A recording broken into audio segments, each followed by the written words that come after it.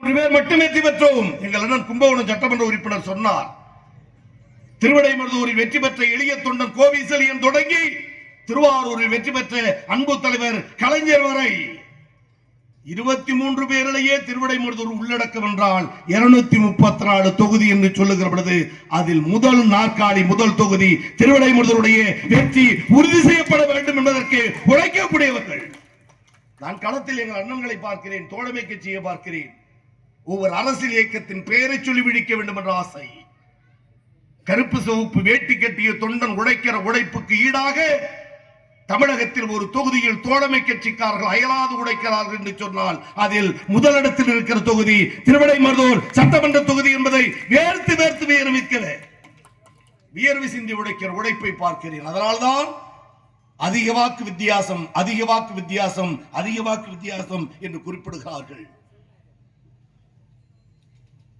நான் அமைச்சராக பொறுப்பேற்று 1.5 வருடம் முடித்துக் கொள்கிறேன். 3 நிமிடத்தில் இந்தியா சுதந்திரம் பெறுவதற்கு முன்பும் பின்பும் சரி, திருவிடைமருதூர் சட்டமன்ற தொகுதிக்கு ஒன்று கல்லூரி தேவை. எங்கள் அண்ணன் கேட்டார் கேட்டார் கேட்டார்.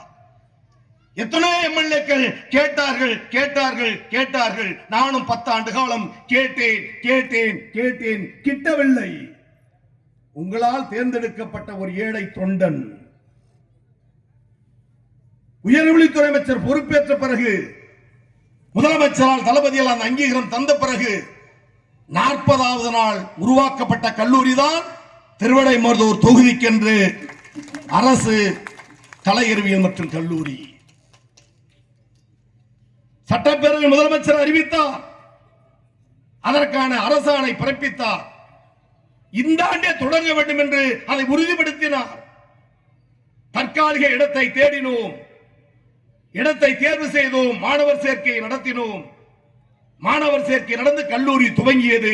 இன்றைக்கு சொல்கிறேன், 234 தொகுதியில் பேரவையில் அறிவித்து அதற்கான அரசாணை அறிவித்து இடத்தை தேர்வு செய்து மாணவர் சேர்க்கையும் உடனடியாக நடத்தப்பட்ட முதல் தொகுதி திருவிடைமருதூர் சட்டமன்ற தொகுதியில் இருக்கிற நம்முடைய அரசு ஆடவர் கலை கல்லூரி. அதற்கு நிரந்தர இடம் தேவை.